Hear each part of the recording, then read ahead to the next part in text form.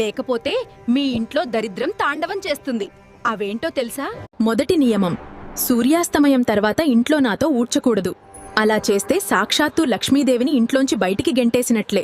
రెండవ నియమం, పొరపాటున కూడా నా మీద కాలు వేయకండి, నన్ను తొక్కకండి. అది సిరి సంపదలను డైరెక్ట్గా అవమానించడమే అవుతుంది. మూడవ నియమం, నన్ను ఎప్పుడూ నిలువుగా గోడకు ఆనించి పెట్టకూడదు. అలా పెడితే ఇంట్లో అనవసరమైన గొడవలు, ఆర్థిక నష్టాలు తప్పవు. నాలుగవ నియమం, ఇంటికి వచ్చే బయటివాళ్ల కంటికి నేను నేరుగా కనిపించకూడదు. ఇంట్లో డబ్బుని ఎలా దాచుకుంటామో నన్ను కూడా అలాగే దాచాలి.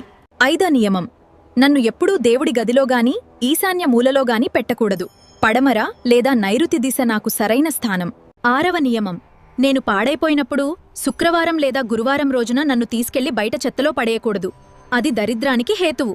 నా పట్ల కనీస గౌరవం చూపిస్తే మీ ఇంట్లో అష్టైశ్వర్యాలు పీట వేసుకుని కూర్చుంటాయి. ఇలాంటి దైవిక వాస్తు విషయాల కోసం మన దైవికం పేజీని సబ్స్క్రైబ్